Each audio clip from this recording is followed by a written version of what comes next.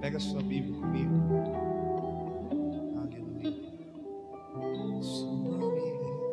Seu nome é maravilhoso, conselheiro, Deus forte, o Pai da eternidade, o príncipe da paz. Seu nome é maravilhoso, conselheiro, Deus forte, Pai da eternidade,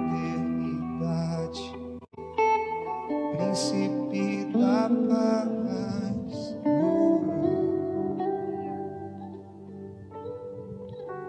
Hebreus capítulo 12.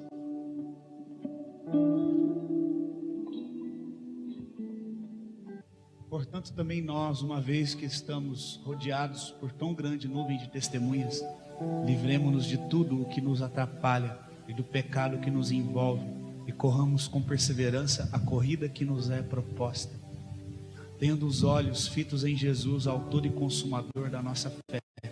Ele, pela alegria que lhe fora proposta, suportou a cruz, desprezando a vergonha, desprezando, em outra versão, a ofensa, e assentou-se à direita do trono de Deus. Pensem bem naquele que suportou tamanha oposição dos pecadores contra si mesmo, para que vocês não se cansem e nem se desanimem. Amém? E outra versão fala que nós devemos considerar atentamente aquele que suportou tamanha oposição dos pecadores contra ele mesmo, para que não fadigueis desmaiando em vossa alma. Pode se assentar. Em nome de Jesus. Obrigado pela palavra do Senhor. Nós te louvamos, Senhor, pela tua palavra. Aleluia.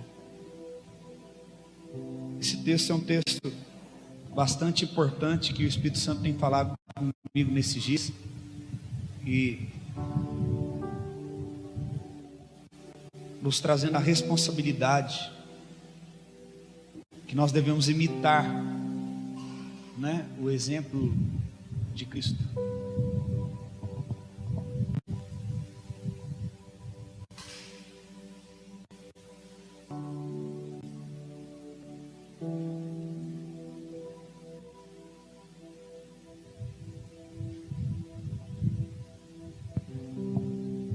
Esse texto é um texto que nos traz a responsabilidade de olharmos para Cristo, de podermos imitar o exemplo de Cristo, que na sua humildade ele se esvaziou, ele assumiu a forma literalmente de servo. E nós podemos ver quanta humilhação Jesus ele passou, ele enfrentou.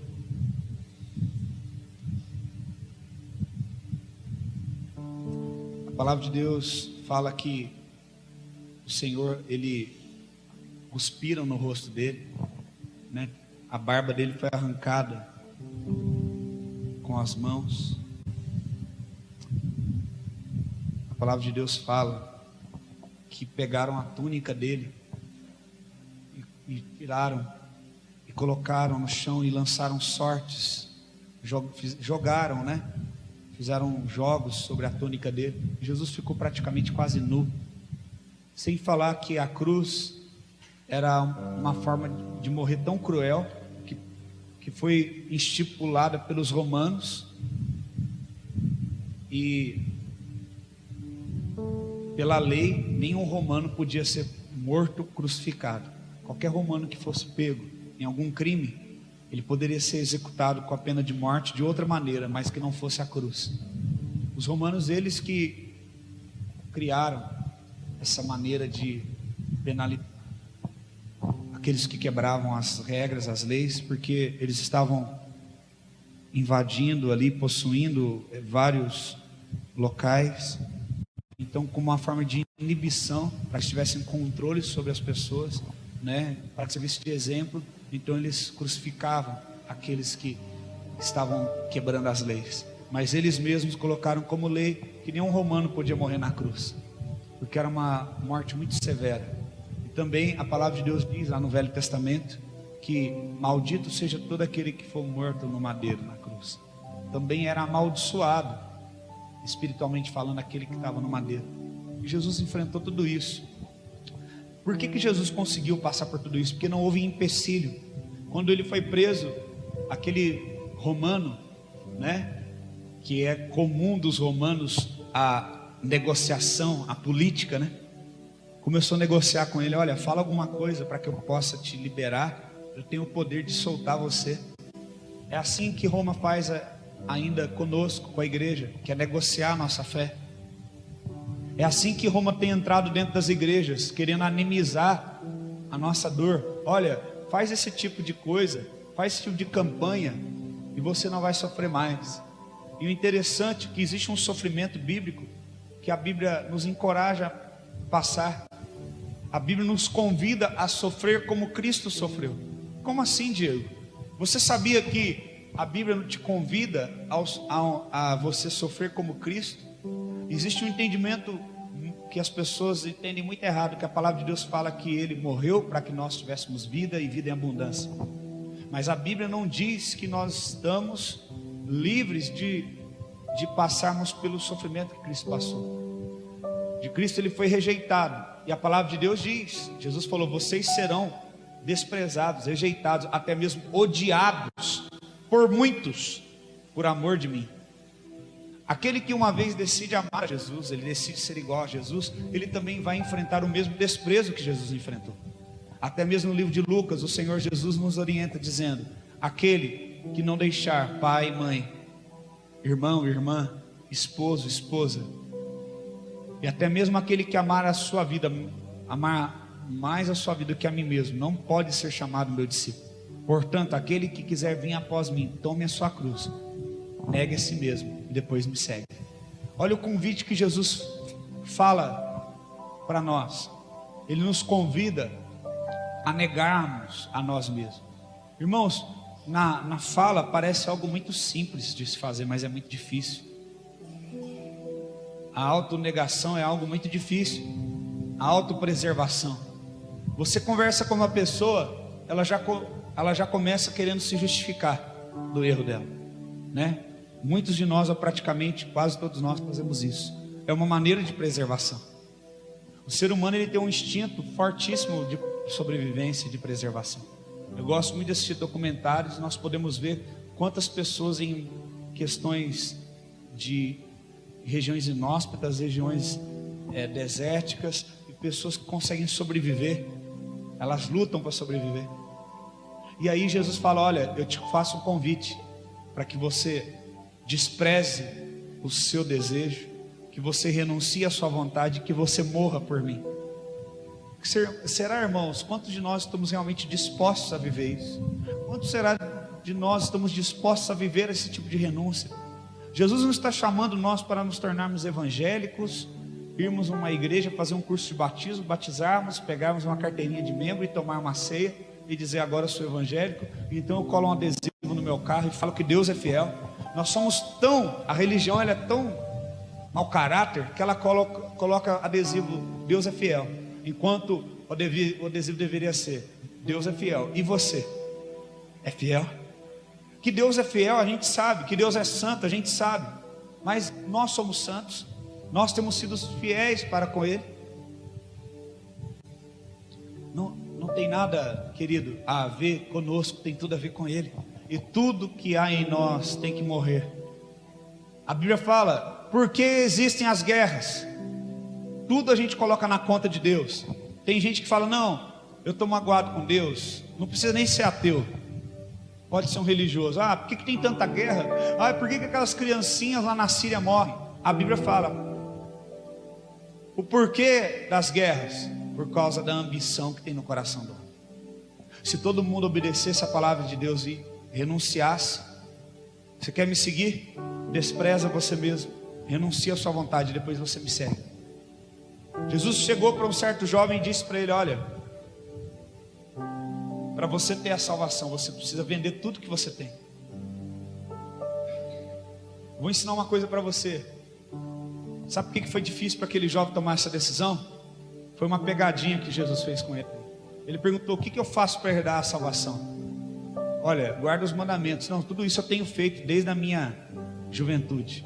Então você é um homem de muitas posses, que eu sei. Pega tudo que você tem, vende tudo, dá aos pobres, e depois você me segue. E isso foi difícil para ele. Por quê? A Bíblia fala porque ele era um homem de muitas posses. É difícil a gente entregar para Deus aquilo que é da gente, quando a gente tem um entendimento que é da gente, quando na verdade, irmãos, nós não temos nada. Nós não temos nada, irmãos. A tua família é de Deus, os teus filhos. A Bíblia fala que marido, ame a tua esposa como Cristo amou a igreja. O que Deus está falando para nós, maridos? Olha, essa mulher é muito preciosa para mim. Você vai cuidar dela do mesmo jeito que eu cuidei da igreja, que eu dei a minha vida pela igreja. Você vai também cuidar dela. Por que Deus mandou? Olha para mim. Por que Deus deu essa ordem para os homens? Porque se não fosse pelo temor que nós temos a Deus, essa ordem, muitas vezes nós não agiríamos dessa forma. Sim ou não? Porque ninguém é bom senão a Deus. Você pode ser bom em algumas ocasiões, mas o tempo todo você não é bom. Então se ele está falando, ame a tua esposa, ele está dando essa ordem, é porque ele sabe que em alguns momentos nós podemos errar nesse sentido. E Deus vira e fala para nós pais, cuida desses filhos, porque eles são herança minha. Os seus filhos não são seus. Os seus filhos são de Deus. Olha para você ver, nada que você tem é seu. Ah, mas eu tenho o meu dinheiro. Primeira notícia que sai, a economia está abalada. Você já, ai meu Deus, nem dorme de noite. Vai ter demissão lá na empresa. Será que eu vou ser mandado embora? Por que você tem medo? Porque você sabe que você não tem controle sobre isso. E se você não tem controle sobre isso, também não é seu.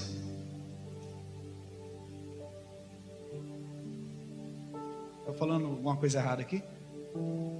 E se amanhã, Deus me livre e guarde, do nada, dá uma infecção no seu sangue, dá uma intoxicação alimentar, você fica afastado 15 dias do seu emprego, entra no INSS, o que vai acontecer? Primeira oportunidade que a empresa tiver, vai fazer o que com você? Vai te mandar embora. Eu já trabalhei em empresa, eu sei, quem trabalha sabe. Estou falando alguma coisa errada?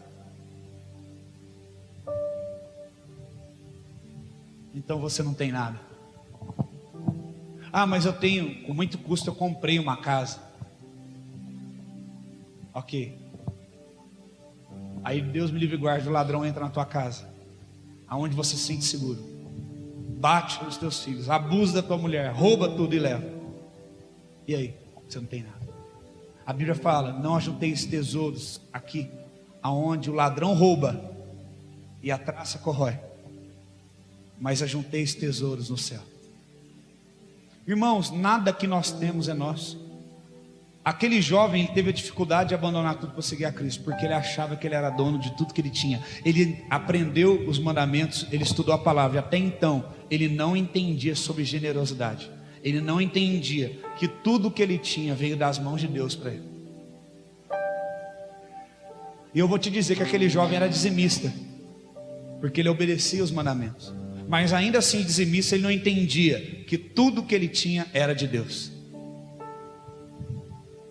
Deus vai pedir para você exatamente aquilo que você pensa, que você acha que é seu. Porque ali onde está o seu tesouro, ali está o seu coração. Quantos estão entendendo? Entenda isso. Essa é uma premissa muito importante do reino de Deus, do cristianismo. Então o Senhor fala para nós, através desse texto, Ele nos diz que nós temos uma grande responsabilidade, visto que uma grande nuvem de testemunhas. Diego, quem são essa grande nuvem de testemunhas? Quem são esses? Se você ler Hebreus 11, você vai entender. Ele está falando de quem? Dos heróis da fé. Você lê Hebreus 10, depois ele lê Hebreus 11, você vai entender. Ele começa a falar, vamos voltar só um pouquinho. Ele começa a falar a partir do verso 23. Não, a partir do verso de número Hebreus 11, verso 8, ele começa a falar dos patriarcas. Vamos lá rapidinho, Hebreus 11, verso 8 diz: pela fé, Abraão, quando chamado, obedeceu, a fim de ir a um lugar que deveria de receber por herança, sem saber para onde ia. Veja aqui que foi ressaltado o nome de Abraão aqui como um herói da fé. Por quê? Porque ele obedeceu a Deus quando Deus falou para ele: levanta agora e vai. Mas vai para onde? Eu não vou te mostrar agora o lugar, simplesmente sai daí. Aí hoje em dia a gente vê uma geração que não, se Deus falar comigo, se Deus mostrar, se aquela irmã orar e revelar, eu tive um sonho, agora é só chegar lá e a pessoa falar isso. E se Deus virasse para você e falasse: levante e vá. Aonde, Senhor? Vá indo, que no caminho eu te ensino. Será que você está disposto a obedecer? Irmãos, eu lembro que eu era, no meu primeiro amor, na minha pureza, eu estava lá em Belo Horizonte fazendo teologia. Eu lembro que um dia, Belo Horizonte é muito grande, e eu ia pregar num lugar. Eu não era pastor ainda, eu era estudante. E aí eles pediram para mim pregar numa igreja lá. Eu tinha que pegar 2 ônibus. E aí o pastor falou para mim: você vai pregar em tal igreja hoje. Eu trabalhava o dia todo na igreja. Detalhe, eu trabalhava e não ganhava nada, trabalhava de graça. E eu cumpri o horário. E aí depois do horário do meu trabalho, você vai pegar o ônibus, você vai lá trabalhar, vai lá pregar. Eu falei: mas como que eu vou? Não tem dinheiro. Eu era tão duro, irmão, não tinha dinheiro nenhum. E aí falou assim: espera ali no corredor, eu vou falar com a tesoureira para ela dar o dinheiro para você ir. Tá bom. Fiquei. Essa tesoureira, ela era outra, cansada de rodear a terra, outra endemoniada do inferno. E tinha uma porta que dava para o corredor, e tinha uma porta por trás que saía por trás. Eu fiquei esperando, essa mulher não apareceu. Bati na porta, estava trancada. Fui ver, ela tinha ido embora, foi por trás. Ela não me deu dinheiro do ônibus, de propósito. E aí eu peguei e falei: e agora, como é que eu vou? Aí passou um outro pastor. Eu falei: pastor, só um minuto, por favor. Olha, eu preciso ir em tal lugar que o outro pastor pediu para mim ir, o povo está me esperando. E a tesoureira, irmã tal, ficou de me dar o valor para mim ir do ônibus. Era valor de ônibus assim circular. Na época, se fosse hoje, era 2, 3 reais cada ônibus. E ela não me deu. Como é que eu faço? Em vez do pastor, cansado de rodear a terra também, aquele lá, viu? Tirar do bolso, falar: vai lá, meu irmão, prega, toma aqui o dinheiro. Ele falou para mim: ué, você não tem fé? Vai andando. No caminho, quem sabe você acha um dinheiro aí, você pega o ônibus. Falou assim, e saiu andando. Você vê os pastores que eu tinha, que benção que é. E aí, irmãos, em vez de eu me ofender com aquilo, que eu fiz? É mesmo, né? Deus é poderoso, Ele pode fazer isso. Você pode não acreditar, mas eu fiz exatamente o que o pastor falou. Eu fui andando. Eu lembro que eu passei dentro do túnel da Lagoinha. Lagoinha é um bairro, e tem um túnel. Eu passei dentro, fui andando e fui adorando a Deus, com a barriga vazia, sem dinheiro. E fui indo e falei: Deus, o Senhor é poderoso, eu creio que o Senhor pode fazer. E fui andando, daqui a pouco eu vi um bolinho de dinheiro. Sério. Se você não acredita, o que você está fazendo aqui? Vai lá para tua casa, fica dormindo lá. Eu vi um bolinho de dinheiro, peguei o ônibus, fui lá e preguei.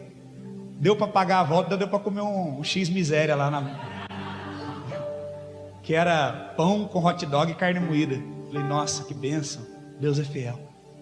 Aí no outro dia, eles doidos para me dar uma ferrada, né? Tudo armado para me ferrar. E aí, você foi lá? Fui. Aí já olharam: mas como que você foi? A tesoureira não te deu dinheiro, tá vendo como é que é de sacanagem? Eu falei assim: olha, o outro pastor falou para mim que se eu tivesse fé que eu achava o dinheiro. Eu fui andando e achei o dinheiro. Olha como é que Deus é bom. Eu fui. Eu na minha inocência falei: glória a Deus. Ele ficou com mais raiva de mim ainda. Ficou assim. Deixa eu te falar, o nosso Deus é poderoso. Deus falou para Abraão: levanta, sai daí. Mas para onde que eu vou? Isso não importa ainda. O importante é que eu não te quero mais aí. Muitos de nós, Deus já falou conosco: eu não te quero mais aqui. E nós estamos esperando Deus falar onde quer que nós vamos. Só que nós só vamos ouvir onde quer que nós vamos, quando nós obedecermos, confiarmos nele. Existe, lógico, às vezes uma linha de raciocínio em que Deus fala para a gente sair de um lugar e mostra o lugar onde devemos ir. Mas em grandes e outros grandes casos também Deus ele quer nos testar a nossa fé. E Abraão entrou aqui por isso. Aí você pode ler, pela fé Abraão, quando chamado, foi para um lugar sem saber para onde ia, ai que legal, facinho isso aqui. Não é fácil, porque Abraão morava perto dos pais dele. O pai dele era um homem muito rico, porque tinha uma empresa na época de fazer ídolos. E ele teve que sair da zona de conforto. Você está entendendo? Mas por que Abraão foi? E para ele não foi difícil? Porque ele não julgava que aquilo era o sustento dele. Ele não julgava que a vida dele estava baseada nisso. Quantos estão entendendo? Aí ele entrou para o hall dos patriarcas. Vamos escolher qualquer outro aqui.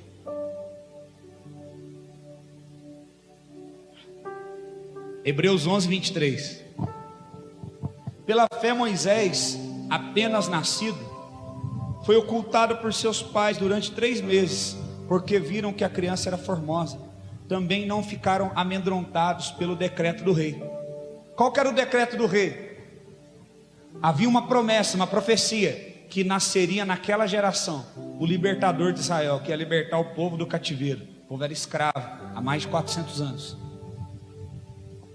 O rei falou: todo mundo que nascer agora, mata. Aí sabe como é que os pais dele ficaram? Qual que é o decreto do rei? Que vai matar?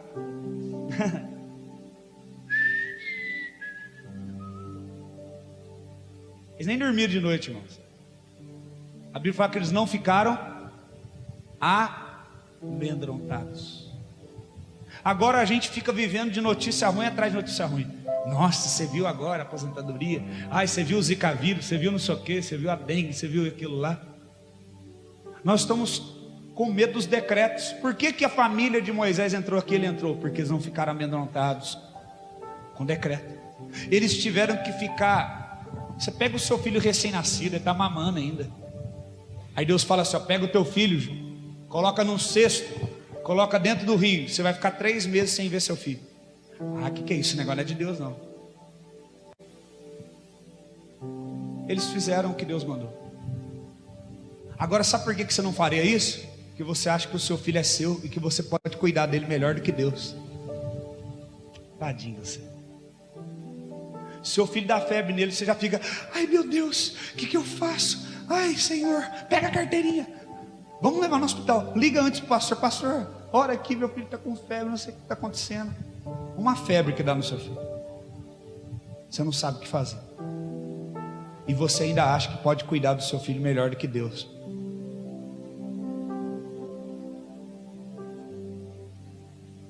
É muita ignorância da nossa parte, não é? Sim ou não? O menininho está arrumadinho para ir para a igreja, com a roupinha, a menininha: ai, eu não vou para o culto hoje não. Lá na igreja é muito frio, lá na igreja acaba tarde. Quem cuida melhor do teu filho, você ou Deus? Ainda quando você estava no ventre, eu te formei. Quando você era uma substância informe, eu estava tecendo você, formando você por um propósito, e te chamei pelo teu nome e disse que você é meu. Pode uma mãe esquecer do filho que ainda mama?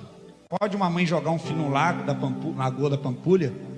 Ainda assim eu, Senhor, não me esquecerei de você. Eu cuido de você. Irmãos, quem que cuida dos órfãos? Quem que cuida das crianças que quando nascem jogadas na lata de lixo? São jogados dentro de um lago para morrer? São jogados em cima de um formigueiro? Ele. Quem está entendendo isso? É muito forte isso, irmãos.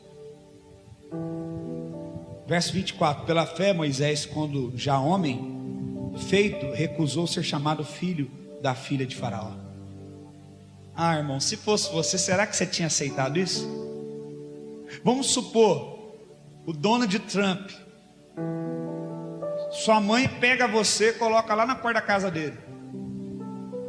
Aí quando você cresce, a dona de Trump fala: ah, que belezinha, é meu filho, eu adotei. Aí você fala: não, eu não sou filho do senhor, não. Sou filho daquela mulher lá, empregada, que é filha do Deus vivo, porque eu não sirvo o Deus que você serve, não. Você teria peito para falar isso? Olha aqui para mim. Filho do presidente dos Estados Unidos.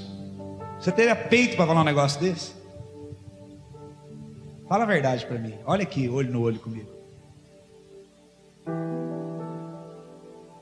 Olha, você é meu neto, Faraó, o homem mais importante do mundo na época, o império mais rico e poderoso da terra.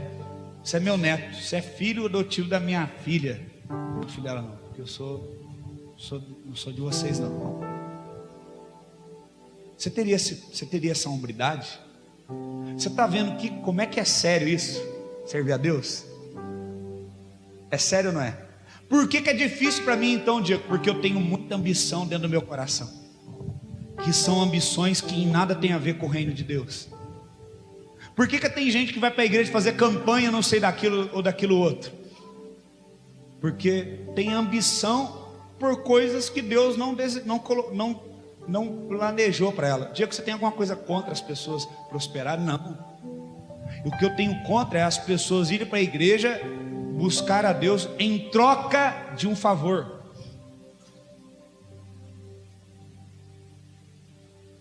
Em troca de receber um benefício.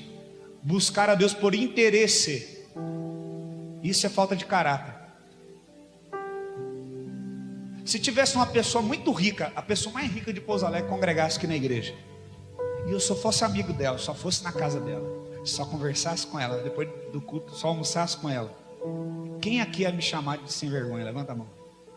E achar que eu sou um safado sem vergonha, pilantra. Levanta sua mão bem alto. E por que você faz isso com Deus? Por que você trata Deus por interesse? Por que você só procura Ele quando você precisa? Por que as igrejas que ensinam isso estão assim, ó, lotadas?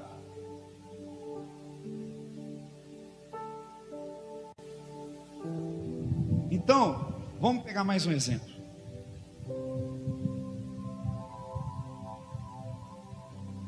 Mais um.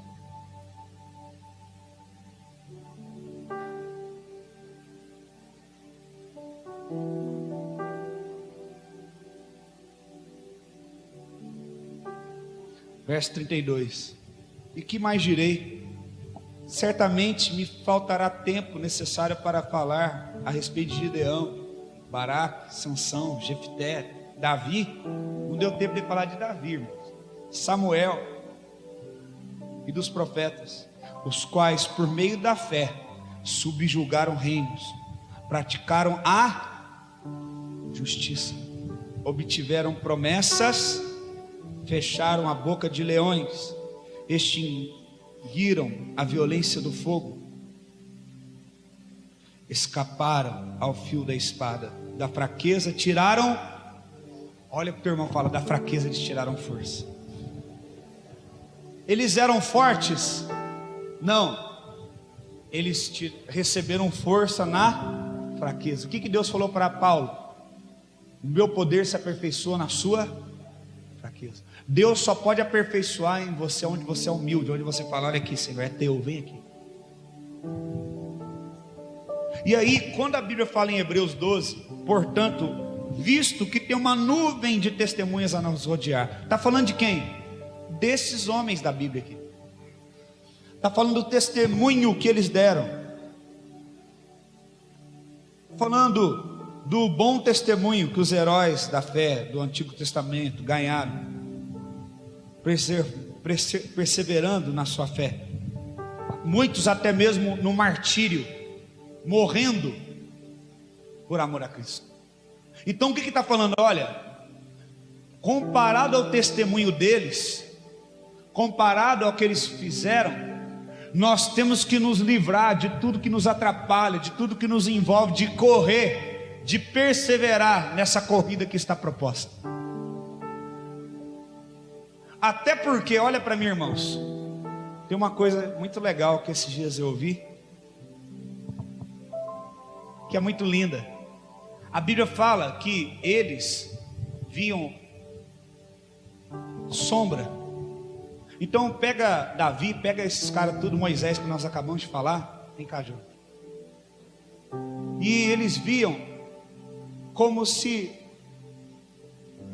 numa posição que eles não podiam ver totalmente o caráter de Cristo, por sinais do Velho Testamento. Mas depois que Cristo veio, e através da mensagem que Ele deixou, nós podemos hoje, a Bíblia fala que o véu é tirado e nós podemos ver claramente. Pastor, mas eu não sei como é que é o rosto de Cristo, mas você sabe como é que é o caráter dele, então você sabe quem Ele é. Como uma pessoa não é o que ela aparenta ser, mas o que está dentro dela. Por isso que a transformação vem de dentro para fora, porque Deus quer que você seja transformado de dentro para fora, porque o que importa é aqui dentro. Então nós podemos ver. E aí muitas pessoas, vem cá, Jonathan, fala que quando chegar no céu, vai falar, poxa, quando eu chegar lá no céu, eu quero sentar com Moisés e falar, cara, conta aí para mim como é que foi o mar ter aberto, fala para mim. Ou então eu quero falar com Jacó, como é que foi aquela luta que você teve lá com o anjo, me conta esse negócio, eu estou curioso para saber. Ou então perguntar para Davi, como é que foi a luta lá com Golias, me conta. Então, vamos supor, está aqui Davi, está aqui esses heróis que nós falamos, Gideão, e nós estamos chegando no céu. Nós fomos subindo assuntos ao céu. Jesus veio buscar a sua igreja. E quando a gente está chegando lá, querendo perguntar essas coisas para Davi, coisas que colocaram eles no hall dos heróis da fé, né? E nós vamos chegar curioso. Agora eu vou ter todas as respostas teológicas. E então Davi, esses outros vão vir correndo na nossa direção e vai falar assim: fala para mim, cara, como é que foi teu privilégio de conhecer o caráter de Jesus? Como é que foi teu privilégio de poder viver na graça, de poder pregar o evangelho de Jesus para outras pessoas? Como eu queria ter vivido na tua época. Você está entendendo? A responsabilidade que está sobre nós. É muito legal ter o Davi lá que derrubou o gigante, essa coisa toda, mas nós estamos vivendo o melhor momento, porque a Bíblia fala que os anjos desejaram fazer o que nós estamos fazendo. Os heróis da fé estão esperando nós cumprirmos com as escrituras para que Jesus venha, e que se finde os tempos e as épocas, e para que comece uma nova estação. A Bíblia fala lá em Pedro, na epístola de Pedro, aguardando e apressando a vinda do Senhor até que Ele venha. O que significa apressar? É nós cumprirmos com as ordens do Senhor, cumprir com os mandamentos, de forma que então se cumpra tudo que está estabelecido e Ele venha. Então, uma vez que essas testemunhas, sem conhecer o caráter de Cristo, sem conhecer a graça, sem conhecer o evangelho do reino, e tiveram um testemunho como esse, de colocar o filho num cesto, de se ausentar 3 meses do seu filho, de sair para uma terra que não sabia onde que era, e abandonar o teu pai e a sua mãe, o que dirá de nós, irmãos? O que se espera de nós? O que o céu espera de nós? E a gente está na igreja fazendo campanha para ser rico. A gente está na igreja chateado com outro irmão, porque ele tomou o refrigerante todo e não ofereceu para a gente. Dá vergonha, irmãos. A gente acha ruim porque o culto aqui demora demais.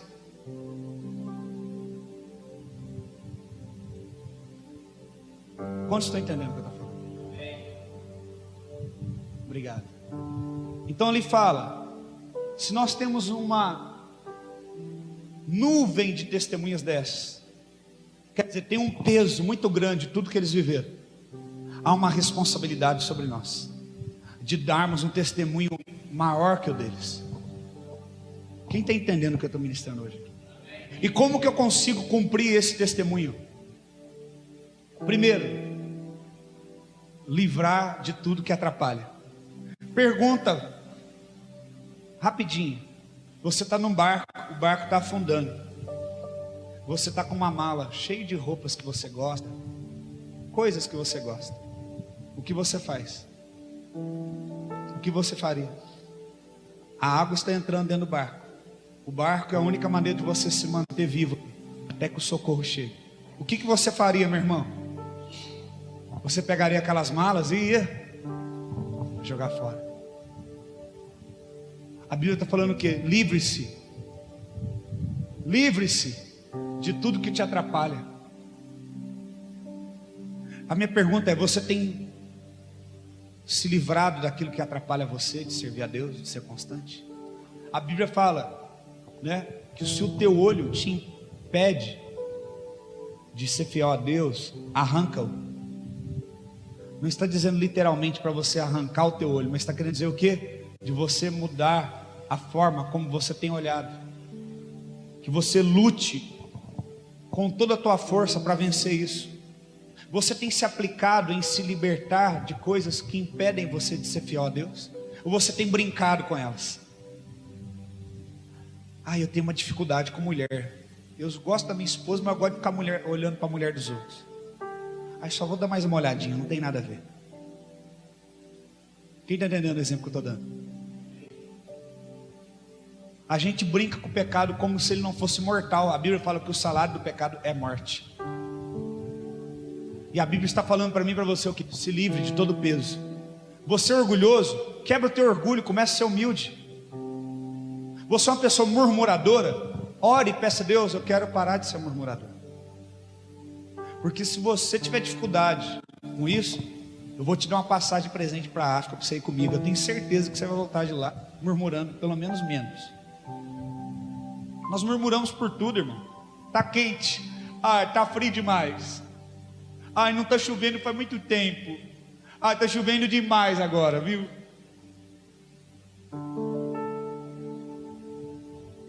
Tudo a gente reclama. É ou não é? Tem tanta coisa que nós temos que livrar da nossa vida. Frases idiotas: eu não me arrependo de nada que eu fiz na minha vida.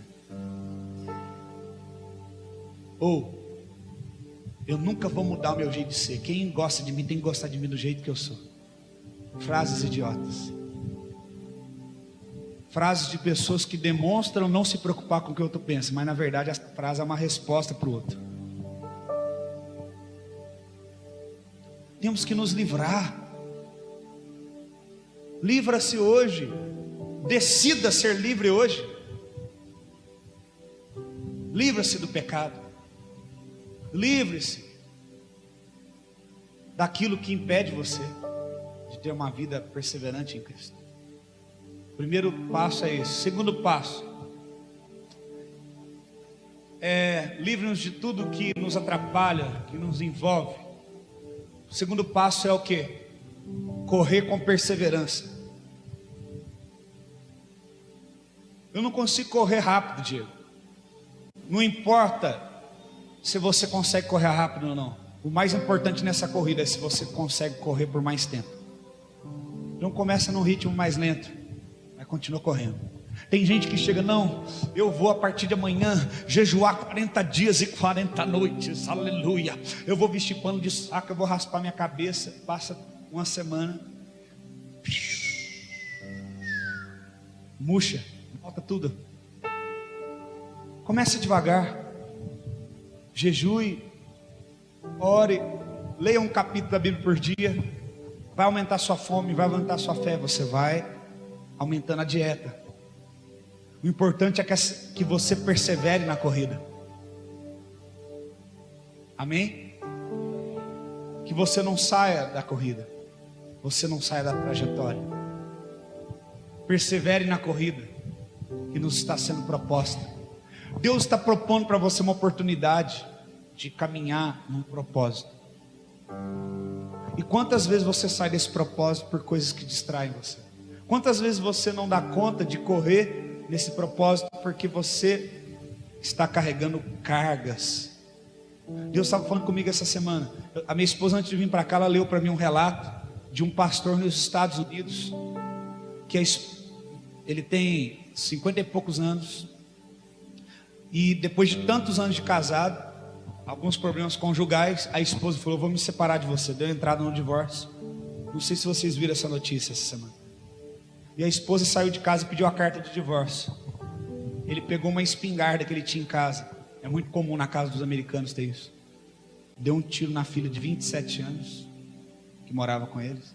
Deu um tiro nele, pastor. E deixou uma carta para a esposa dele, com o nome dela, e falando assim: tudo isso que aconteceu é culpa sua, porque você é uma quebradora de aliança, de votos. Olha que ponto o diabo cegou esse homem. E veja só, o diabo, quando ele cega alguém, ele quer arrastar outros com ele. Existem inúmeras pessoas nessa vida que tomam decisões baseadas na sua alma doente, e ela coloca uma sentença de culpa sobre nós. Uma pessoa que vira e fala para você: tudo isso que está acontecendo é culpa sua. Quantos filhos que hoje aqui são homens e mulheres adultos têm traumas porque ouviu um dia do pai e da mãe: isso aqui dentro de casa, minha briga com a sua mãe é por causa de você, você é culpado. E a gente carrega aquilo com a gente. A gente carrega uma culpa que não é nossa. Quantos estão me entendendo? Eu estava orando essa semana, Deus falou isso para mim: Diego, fala isso para a igreja, que muitos têm carregado culpas que não são deles. E você já ouviu de várias pessoas assim: ó, isso é sua culpa, isso que aconteceu de ruim é porque você foi culpado. E nós estamos carregando uma culpa que não é nossa. E Deus está falando para mim: lançai sobre mim toda a culpa, todo o fardo, para que você se livre de todo embaraço, para que você permaneça correndo, permaneça na trajetória. Talvez o teu pai e a tua mãe separaram, e você pensa: é minha culpa. Na hora da briga, na hora do nervosismo, alguém pode ter falado: é sua culpa. Alguém morreu, e você sente que poderia ter feito algo sobre isso, e você fala: a culpa é minha. A culpa é algo que nos impede de sermos fiéis a Deus. É pesado de nós para carregar. Às vezes uma questão da tua vida não deu certo, um negócio não deu certo, você perdeu muito dinheiro que poderia ter mudado a tua vida, e você fala para a pessoa: a culpa é sua. Nós temos que tomar muito cuidado com os nossos filhos, de não movermos por culpa. Minha filha estudou o ano todo num cursinho preparatório à tarde, para fazer uma prova para um vestibular, para entrar numa escola federal. E ela ficou toda tensa nos últimos dias antes da prova. Imagina se eu falo para ela: se você não passar, é culpa sua. E realmente ela está concorrendo muitas pessoas, e pode ser que ela passe ou não. É algo da vida, faz parte da vida. Mas eu poderia deixar sobre ela um lacre, um peso, que talvez nunca mais ela conseguir tirar. Eu não sei o resultado ainda, mas independente do resultado, se ela não passar, ela não é culpada de não ter passado. Ela fez o melhor que ela pôde, e eu vou continuar amando ela do mesmo jeito. Quantos estão entendendo? Talvez você viu agressões na sua casa, e você talvez era meio manhoso quando era mais novo, você chorava quando queria alguma coisa, teu pai e tua mãe estavam impacientes, você viu o pai dando uma bofetada na tua mãe, e você carrega aquela cena, e você fala: é culpa minha, foi minha culpa. Você sabia que a maioria das crianças que são abusadas sexualmente, isso é um tipo de abuso sexual, quando elas conversam com um terapeuta e psicólogo, elas não, e pergunta-se a elas por que elas não contaram para ninguém. É porque elas se sentiam culpadas pelo que aconteceu. Elas se sentiam culpadas. Como que uma criança pode atrair sexualmente um homem? Como ela pode ser culpada por um homem desequilibrado? Como?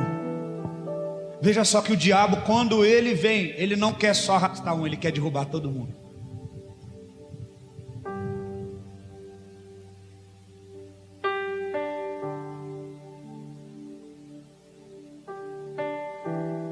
Aquela questão do se, né?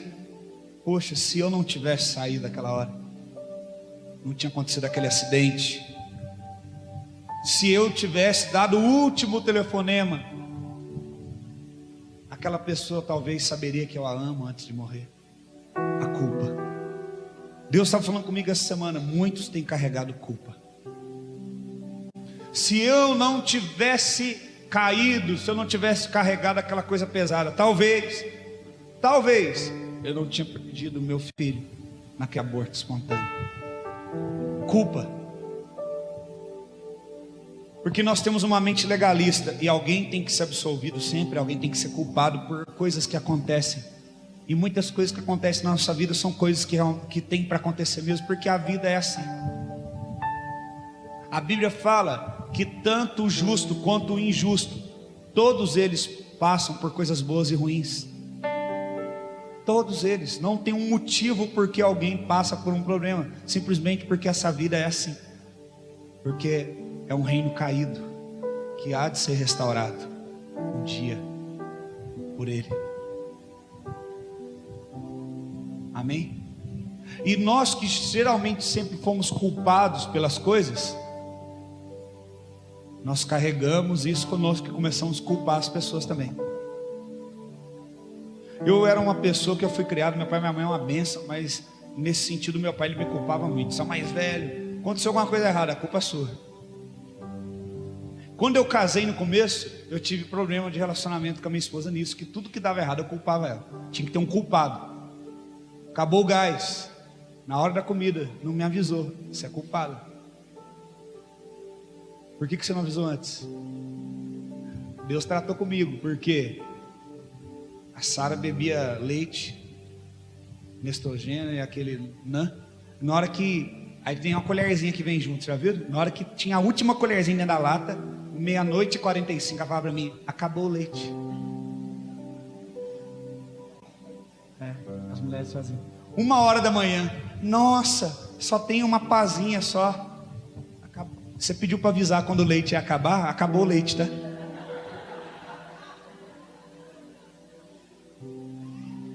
Aí eu pensava assim, essa mulher, cara, é minha inimiga, não é possível. Eu pensava, você é culpada de... Aí eu dava um sermão, você é culpada disso, e plá, e você tem que mudar, e na próxima vez você fala. Adiantava? Não. Porque isso não muda as pessoas. Ela fazia de novo. Não sei se de propósito, mas fazia. E de novo, e de novo, e de novo. E um dia ela falou para mim, você é muito chato. Tudo você tem que dar sermão. E eu vi que eu estava defendendo o direito de estar com a razão e perdendo dela o prazer de estar comigo. Porque uma pessoa pode nos amar, mas ainda assim ela pode perder o prazer de estar conosco. Pastor, o senhor ama todo mundo que ama, mas tem gente que você tem prazer de estar junto? É difícil. Tem gente que só reclama da vida, irmão. Você senta do lado da pessoa, já olha para você assim, ó, já começa. Fala, meu Deus do céu, de novo. Só reclama da vida. Quem gosta de ficar do lado de uma pessoa assim? Quantos estão entendendo o que eu estou falando? Então, eu quero que as pessoas me amem, quero que as pessoas tenham o prazer de estar do meu lado. Tem gente que já assumiu tanta culpa disso, que fala, não, eu vou ser chato mesmo, vou acabar, estraga prazer, vou acabar com o lazer de todo mundo, vou acabar com a comunhão, eu já vou para lá para a comunhão pensando, o que eu vou fazer para infernizar a vida dos outros lá? Quantos estão entendendo? Porque já assumiram isso. Agora você imagina, por que você está falando isso, Tiago? Porque Jesus, ele recebeu o pecado de toda a humanidade. E detalhe, ele não era culpado. Ele foi condenado por algo que ele não era culpado. Será que você consegue entender a beleza do Evangelho? Que o único que foi capaz de nos libertar é aquele que foi condenado sem culpa. O único que é capaz de fazer alguma coisa por nós, a diferença na nossa vida, é aquele que foi culpado pelo pecado de todo mundo, sem ter culpa nenhuma. Então você imagina o que você pode fazer da sua vida, quando você levar a culpa por algo que você não é culpado. Você imagina a diferença que você pode fazer na tua casa, na tua família, no teu trabalho, por onde você passar, quando você puder suportar essas coisas. Quando você puder ter um testemunho como esse, que os heróis tiveram. Como você puder ser como José, que foi traído pelos irmãos, foi injustamente condenado como estrupador, porque a mulher de Potifar falou: ele estava tentando pegar eu aqui, ó. Olha aqui a roupa dele, ó. Quando ele tentou fugir, eu segurei a roupa dele como prova. E Potifar olhar para ele e falar: eu confiei em você, eu viajei, deixei minha casa para você cuidar, e você estava querendo ter relação com a minha esposa, abusar dela sexualmente, injustamente, porque José era um homem puro. A mulher de Potifar, que era assanhada, e ele vai para a prisão. E você não vê nenhum texto na Bíblia José falar: Deus, o que é isso? Mas lá na frente ele se torna o segundo homem mais importante do mundo, e ele salva o povo de Israel. E sabe o que ele fala para os irmãos dele? Quando os irmãos dele vão pedir perdão para ele: não liga não, eu não estou ofendido com isso mais não, porque Deus usou disso para que poupasse a vida de vocês. E ele me deu força para aguentar isso. Ele me escolheu para suportar isso. Quantos estão entendendo? Deus está escolhendo você para suportar, passar por coisas que ninguém mais pode. Olha o que a Bíblia diz no verso 2 e 3. Olhando, estou terminando, olhando em Jesus, os nossos olhos têm que estar em Jesus. Por quê? Ele é autor e consumador. O que significa autor e consumador? Ele escreve a nossa história e ele fará com que ela se cumpra. O autor de um livro da vida e aquele que faz com que ele se cumpra. Então olhe para ele, se importe com o que ele pensa. Autor e consumador na nossa fé. Pela alegria que foi proposto, suportou a cruz e desprezou a vergonha. Ali no original fala ofensa. Suportou a cruz e desprezou a ofensa. Só existe um jeito de você desprezar a ofensa. Ah, falaram isso de mim. Ah, fizeram isso comigo. Só existe um jeito de você desprezar a ofensa: quando você se mantém na cruz. Por que ele conseguiu desprezar a ofensa, Diego? Porque ele ficou na cruz. Ele se manteve lá, morto. Agora o que muita gente tem feito? O contrário. Tem aceitado a ofensa, suportado ela e desprezado a cruz. Só existem esses dois caminhos: ou você suporta a cruz e despreza a ofensa, ou você despreza a cruz e suporta a ofensa. Recebe a ofensa, tolera a ofensa. Aí você fala: pastor, é porque eu fui te contar para você, porque foi muito difícil, mas eu vou contar agora. O que foi? Não, sabe, o ano passado, aquele irmão que nem está mais na igreja, ele fez isso para mim. Aí eu vou vontade de falar: irmão, por que tanto tempo você tem abraçado a ofensa? Você tem suportado a ofensa, sendo que ao contrário, despreza a ofensa e abraça a cruz. Quantos estão entendendo o que eu estou falando? Por que você briga todo dia com a tua mulher? Você todo dia briga com o teu marido? Porque você não quer abraçar a cruz, você quer abraçar a ofensa, você quer ter a razão, você não quer morrer. Só anda ferido, irmão, quem está vivo. Quem está morto não fere. Lá em Isaías diz: por suas cicatrizes nós somos curados. Só pode curar o doente aquele que não tem ferida, mas no lugar da ferida tem a cicatriz. A cicatriz, ela não provoca dor, ela lembra você de onde você saiu. Pega uma pessoa que sofreu um acidente, que era para ter morrido, que não era mais para estar aqui, e ela vai lembrar de tudo que ela passou. Mas você vai perguntar: dói? Não dói mais, só tem a cicatriz. Então ela vai entrar no leito de hospital e vai falar para a pessoa que está doente ali, que está com a ferida aberta: olha, a minha cicatriz, eu venci, eu consegui, você vai sair dessa também. Só pode trazer cura para quem precisa. Vem cá, Tiago. Quem tem cicatriz? Olha aqui, ó. Isso aqui é cicatriz. Esse menino, ele ia morrer, arrebentou, espatifou a cabeça dele no acidente de moto. Olha o tamanho da cicatriz que tem aqui. Mais de 5 dedos. Quantos pontos foi, Tiago? Não foi ponto? Então, aí você chega no hospital e visita alguém que enfrentou o mesmo problema que você. Aí você vai poder ter autoridade de falar assim, ó: assim como eu hoje estou vivo, o diabo tentou me matar. Você vai pôr a mão nele e vai falar: você também vai sair daí, você vai ser curado. Deus tem um propósito para você, porque só tem autoridade sobre a ferida aquele que a venceu.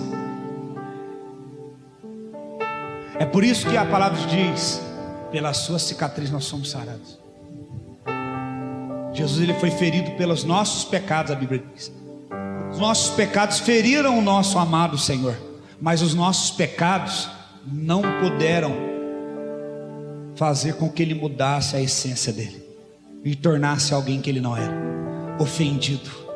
Porque ainda lá na cruz, machucado, ele virou e falou: Pai, perdoa eles, eles não sabem o que estão fazendo.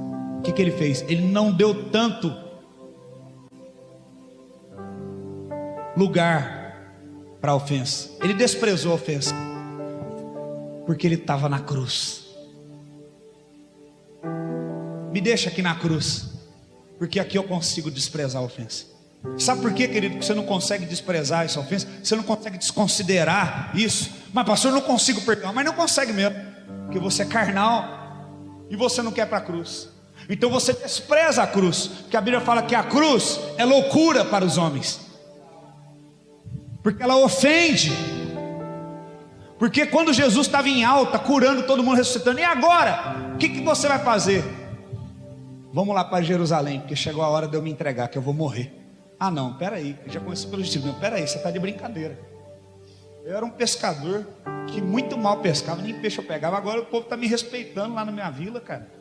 Eu estou falando que sou seu discípulo. O Senhor deixou até a gente expulsar uns demônios aí de vez em quando. Faz comigo não. Você é meu herói não pode morrer. Todo filme o herói sempre vence no final. Ele apanha, para supervalorizar. No final ele vai dar um soco, ele acaba com o inimigo. Jesus foi o único herói que para vencer ele teve que perder. Isso aí é muito forte. Como é que você vai vencer isso aí, Jesus? Eu vou morrer por vocês. Porque o amigo que ama verdadeiramente um amigo, ele dá a sua vida por ele. Não, mas o senhor não pode morrer.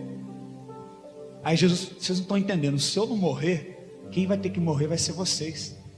Então eu vou morrer no seu lugar. Alguém vai ter que morrer, então vai ser eu. E lá na cruz eles falam: desiste, prova que você é, nós vamos despregar você, olha, oferecendo, nós vamos tirar você daí, desprega daí, desce, prova que você é. A gente é tentado provar para as pessoas, né? Você não é o bom? Chega aí agora, sai na mão, rapaz, prova. Aí você, pera aí, deixa eu descer dessa cruz aqui agora, eu vou dar um pau nesse cara, quem vai ver só. Prova aí que sou eu, Cristo, desce daí se você for homem. Desprega dessa cruz e desce aí, não vão acreditar que você é o Cristo. Só que se ele fizesse isso, ele estaria, na verdade, provando que ele não era o Cristo. Mesma coisa que o diabo fez com Eva. Se você comer do fruto, você vai ficar parecida com Deus. Só que quando Deus criou o homem e a mulher, falou o quê? Vamos criar um homem à nossa imagem e nossa semelhança. E quando a mulher com o homem come do fruto, eles exatamente deixam de ser quem eles eram. Porque a pessoa que é insegura em relação a ela mesma, ela na ânsia de querer provar quem ela é, ela deixa a posição de quem ela é. Será que você entendeu? Você na ânsia de provar que você é quem você é, você na sua insegurança sai da posição que Deus colocou. Aí você deixa de ser. Quando Deus chega no Éden: Adão, onde você está? Não é porque Adão estava escondidinho, Deus estava brincando com ele, porque pecado é coisa séria. Deus é onisciente, ele sabia onde Adão estava. No original não é Adão, onde está você? No original quer dizer assim: Adão, em quem que você se tornou? Que eu não te reconheço mais. Você não está na posição que eu te deixei. Você não está na posição de encontro. Todo dia à tarde eu vim aqui, eu encontrava com você aqui. Você não está aqui. No que você se tornou? Sabe quando você conversa com uma pessoa, você fala: poxa, eu não te reconheço mais, você mudou demais. Era isso que Deus estava querendo falar para Adão. Nós constantemente temos repetido esse erro. E então Jesus vai, Ele restaura isso. Não, meu lugar é aqui na cruz, eu não vou sair daqui. Porque enquanto eu estiver suportando a cruz, eu vou desprezar a ofensa. É por isso que a cruz ofende.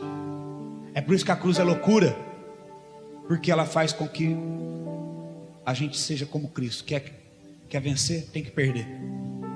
Quer ser honrado, se permita ser humilhado então.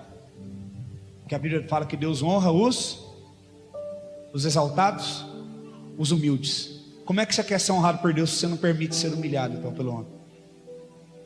Pastor, que absurdo, eu estou sendo humilhado. Glória a Deus. Glória a Deus. Porque você vai ser honrado por Deus então. Pastor, você não acredita, estou sendo muito perseguido no meu trabalho. É mesmo, irmão? Glória a Deus. Quer dizer então que você tem alguma coisa de crente. As pessoas te odeiam. Glória a Deus. Glória a Deus. Glória a Deus por isso. A gente pega a história de homens de Deus como John Wesley, Jonathan Edwards, e eles falavam: nossa, eu devo estar feito alguma coisa errada, eu devo ter pecado, eu preciso orar mais, eu preciso jejuar mais, porque essa semana ninguém está com uma pedra em mim ainda. Eu não fui apedrejado por amor a Cristo, eu não fui xingado na rua ainda. Esses homens eram pregadores, irmãos, de templos e da rua, e muitas vezes eram apedrejados. Lê a biografia deles. Muitas vezes as pessoas cuspiam neles, muitas pessoas xingavam eles. E quando isso não acontecia com frequência, eles ficavam mal. Falavam: pera, eu não estou bem, porque as pessoas não estão vendo Cristo em mim, elas não estão me xingando. Agora a igreja hoje é inclusiva, está trazendo o mundo para a igreja. Nas matas. E as agências missionárias sérias que têm contato com eles pergunta: qual que é o motivo de oração de vocês quando vocês se reúnem? Vocês oram para cair o ditador de vocês? Para uma lepra, uma praga, um raio cair na cabeça e matar ele? E vocês ficar livres dele? Sabe o que eles falam? A gente nem gasta tempo orando para que a ditadura aqui acabe, não.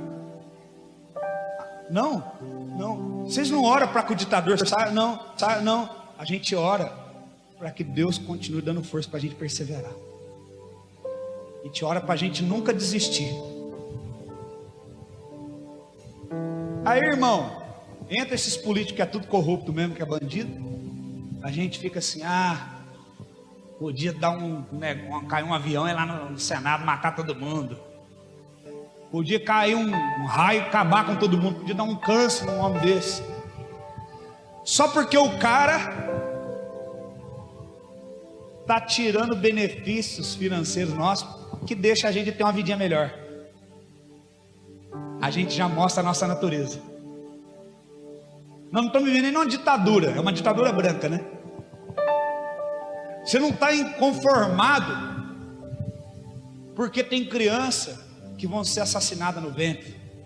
Você não está inconformado porque tem crianças que estão sendo abusadas todos os dias. Você não está nem um pouco inconformado porque tem orfanato cheio de criança e você não tem nem a capacidade de ir lá visitar, fazer uma oração, levar um brinquedo para elas. Você sabia que aqui em Pouso Alegre tem orfanato? E você sabia que quando as meninas que estão a completar 18 anos vão ter que ir para a rua, porque elas não podem ficar lá mais? Muitas vão sabe para onde que vão, irmão? Vou falar rasgado aqui. Vai para o prostíbulo, para vender o corpo, para viver. Porque não tem mais, ela não tem pai, não tem mãe, não tem profissão. Viveu dentro de uma casa onde certo foi violentada, abusada. E agora chegou 18 anos, você se vira, toca a sua vida aí. Vai fazer o quê? Mas você está incomodado porque o governo está comendo o teu dinheiro. Você está incomodado porque o governo está impedindo você de comprar mais uma televisão nova, porque o imposto é muito caro. Você está vendo o que é que incomoda a gente, irmãos? Vocês estão concordando comigo? Vocês entendem o que eu estou falando? O que ofende a gente revela o nosso coração. Por que a cruz, a Bíblia fala que é loucura para os homens, ofende os homens? Porque ninguém quer seguir um herói que morre. Ninguém quer um perdedor.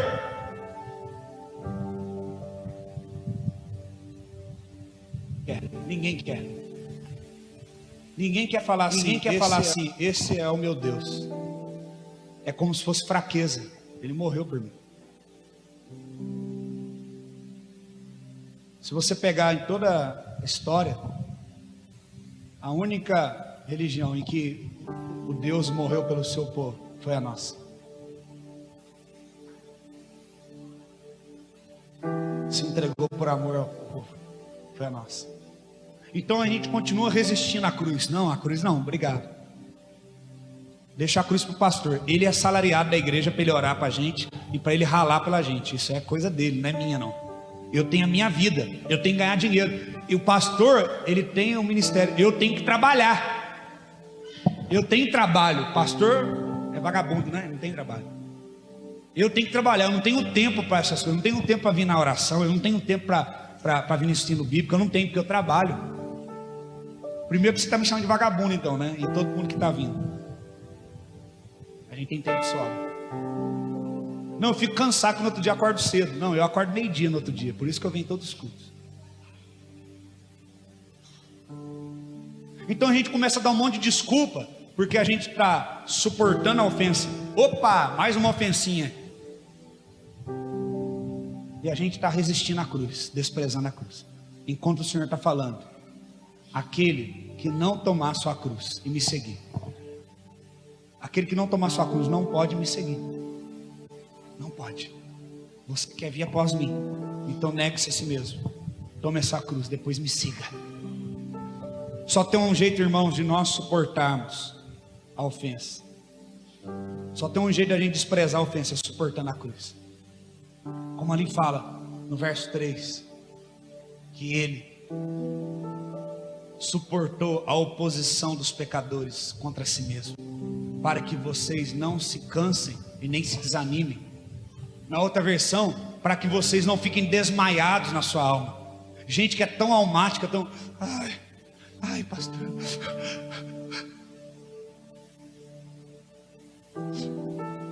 Igual eu estava brincando, né? Eu acho que o Paulo falou isso.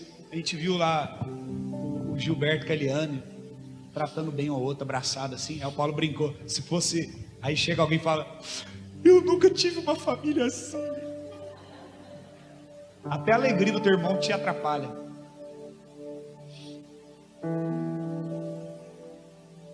Né? Aí você pega toda a frustração que você teve com o teu pai, olha para mim e fala assim: esse cara aqui vai pagar a fatura. Tô falando, eu sei, irmão, do que eu tô falando. E a gente pega todo o lixo emocional, toda a frustração nossa e a gente joga em alguém. Enquanto nós temos que colocar onde? Na cruz. Ele cravou todas as nossas dívidas aonde? Lugar de dívida não é aqui, lugar de dívida é na cruz. Por que você está carregando dívidas aqui? Para você jogar nota promissória na cara das pessoas. Por isso que ele falou: perdoa os nossos pecados, assim como nós perdoamos quem nos tem ofendido. Ele suportou, irmãos, o desprezo, a oposição dos pecadores contra ele, para deixar o exemplo para nós, para a gente não ficar o quê? Vê se na outra versão está isso, desmaiado na nossa alma. O que é isso? Uma alma fraca, cansada. Às vezes você fala, desfalecendo em nossas almas. Às vezes você fala, eu estou cansado. Você não está cansado, você está desfalecido na tua alma, porque você está tentando lidar com uma coisa que é para você tirar de você e pôr na cruz. É para você ficar na cruz, e é para desprezar a ofensa, é para suportar o desprezo dos pecadores, seguir o exemplo de Jesus. Aí Jesus ressuscita, fala: olha, eu vou enviar a promessa, vou enviar o Espírito Santo, para que vocês tenham uma nova vida, uma vida à mudança, uma vida com autoridade. Esse é o desejo de Deus para nós. Não despreza a cruz. Deus fala aqui na igreja também, aquele texto que diz: resistir ao diabo, fugirá de vós. Tem gente que faz o quê? Resiste a Deus. A Bíblia fala: resistir ao diabo, fugirá de vós. O quê? Achegai-vos a Deus, e ele chegará a vós outros. Tem gente que tem resistido a Deus, e tem gente que tem se achegado ao diabo. Não vamos resistir a Deus. Jesus estava dando oportunidade para os fariseus, mas a Bíblia sempre fala ali: eles perguntavam isso para o experimentar. Nós queremos ficar colocando Deus à prova. Deus não tem mais nada para provar para nós, irmãos. Ele é fiel, Ele cumpre o que Ele promete. Ele não tem nada a ver com o que as pessoas fizeram para nós. Ele é poderoso. Ele entregou o seu Filho por nós e não vai negar mais nada. Toda a autoridade que foi dada ao Filho, Ele tem dado a nós. Então nosso papel é: vamos seguir a Cristo, vamos para a cruz e vamos desprezar a ofensa. Se você quer ficar livre dessa culpa, dessa ofensa, hoje feche teus olhos, fica de pé no teu lugar. Você que está carregando culpa, ofensa, feche teus olhos e diga: Senhor, eu não quero mais viver assim. Ore agora. Porque a Bíblia fala que a cruz é loucura para aqueles que creem. É loucura para os homens, mas é salvação para aqueles que nele creem.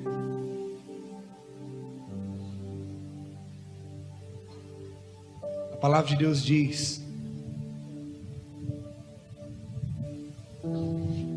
a cruz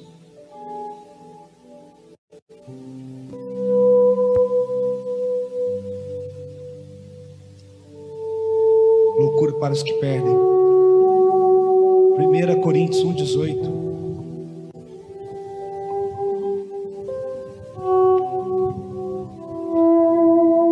1 Coríntios 1,18 diz: porque a palavra da cruz, coloca na outra versão, é loucura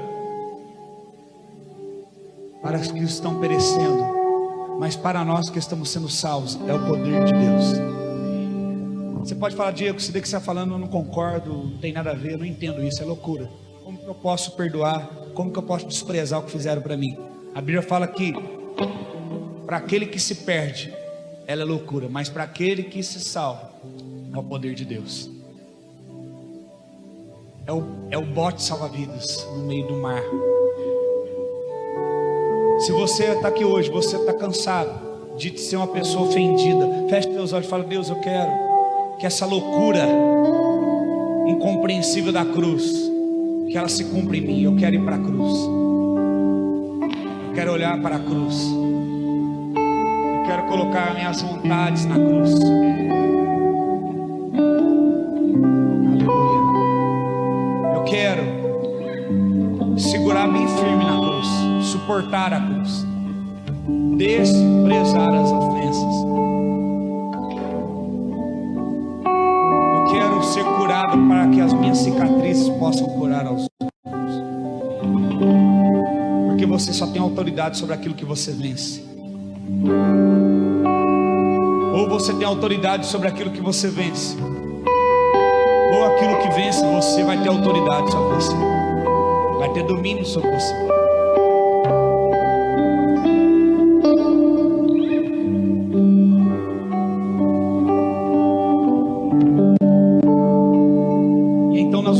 Ao Senhor com humildade, não vamos colocar Deus na parede, não vamos dizer eu determino, eu quero, mas nós vamos falar: Senhor, eu confio em Ti, nada é meu, tudo é Teu. E então nós vamos dar um testemunho tão excelente quanto os heróis da fé, quanto os patriarcas. Nós vamos confiar.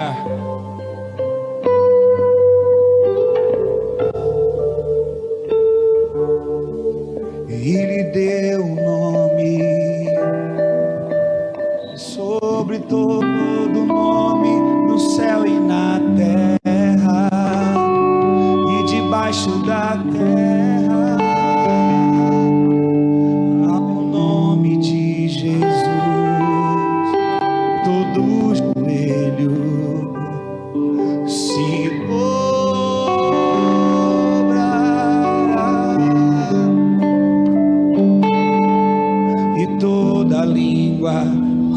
confessará que Ele é o Senhor.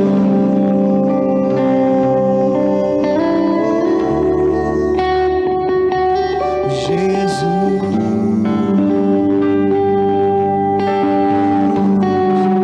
nome sobre todo nome, nome sobre todo nome. Jesus.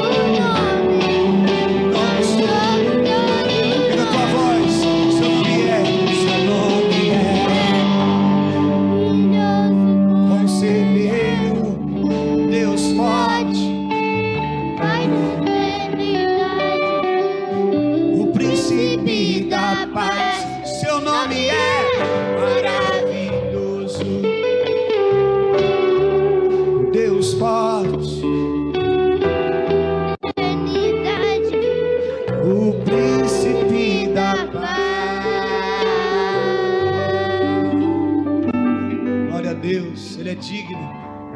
Aleluia. Aleluia.